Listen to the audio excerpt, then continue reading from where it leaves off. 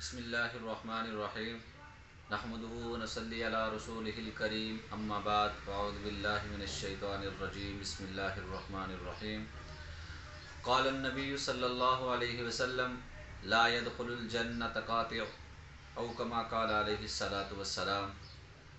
محترم سامعین، السلام علیکم ورحمۃ اللہ وبرکاتہ۔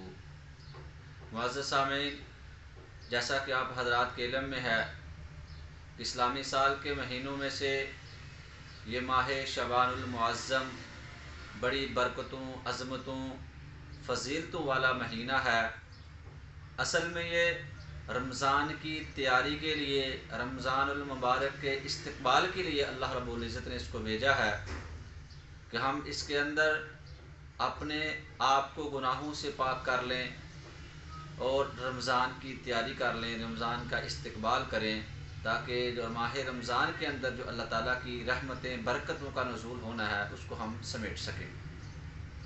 اس ماہ مبارک کے اندر اللہ رب العزت نے ایک رات رکھی ہے جس کو ہمارے پاک و ہند کے اندر شب برات کے نام سے یاد کیا جاتا ہے۔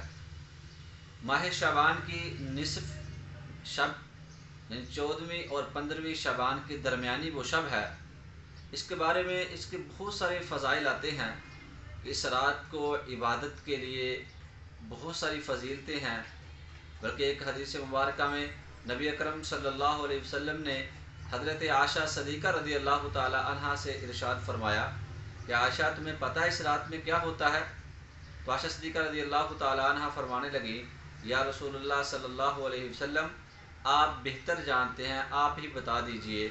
تو آپ علیہ الصلوۃ والسلام نے ارشاد فرمایا، اس رات اللہ رب العزت کی خاص رحمتوں کا نزول ہوتا ہے، اور اللہ رب العزت پورے سال کے اعمال، جن لوگوں نے پیدا ہونا، جن لوگوں نے زندوں نے مردوں میں منتقل ہونا، جن لوگوں کا انتقال ہونا، ہر قسم کے پورے سال کے آنے والے اعمال کو اللہ تعالیٰ فرشتوں کے حوالے کر دیتے ہیں، اور یہ اللہ سے رات مانگنے کی رات ہے۔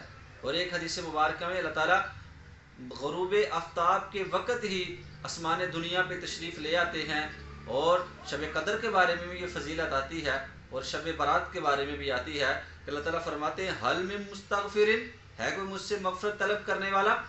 استغفر لہ، میں اس کی مغفرت کر دوں۔ ہے کوئی مجھ سے اپنے گناہوں کی بخشش مانگنے والا؟ ہے کوئی مجھ سے رزق مانگنے والا؟ ہے کوئی مجھے اپنے حاجات میرے سامنے پیش کرنے والا؟ تو اللہ رب العزت غروب آفتاب سے لے کر ساری رات وہ کائنات کو دیکھتے ہیں، اور کائنات کے مخلوق کو اللہ تعالیٰ وہ مغفرت کے بہانے بناتے ہیں اور مغفرت فرماتے ہیں۔ بلکہ ایک روایت میں فرمایا کہ اللہ تعالیٰ عائشہ، اس رات اللہ تعالیٰ بنو قلب ایک قبیلہ تھا، یہ بکریاں رکھنے کے اندر بہت مشہور تھا۔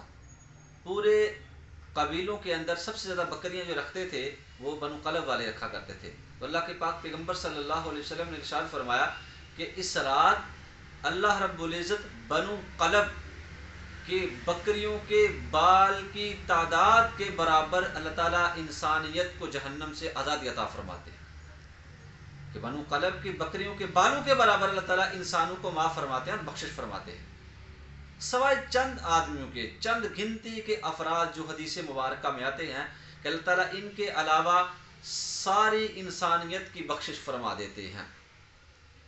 تو اس لیے یہ رات اللہ سے مانگنے کی رات ہے، اللہ کی طرف توجہ کرنے کی رات ہے، تو اللہ تعالیٰ سے گر گڑانے کی رات ہے، اللہ کے سامنے تنہائی میں عبادت کرنے کا یہ ایک ایک لمحہ قیمتی لمحات ہیں، اس کو ہم قیمتی بنائیں۔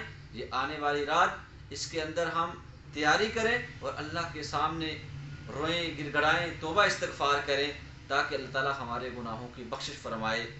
وہ کون سے لوگ ہیں جن کی اس رات کے اندر بخشش نہیں ہوتی، اس کا انشاءاللہ العزیز تذکرہ آئندہ ویڈیو میں آپ حضرات کے سامنے شیئر کروں گا۔ اللہ تعالیٰ سے دعا ہے کہ اللہ رب العزت ہمیں اپنے حکموں، پیارے نبی صلی اللہ علیہ وسلم کے مبارک طریقوں کے مطابق عمل کرنے کی توفیق عطا فرمائے۔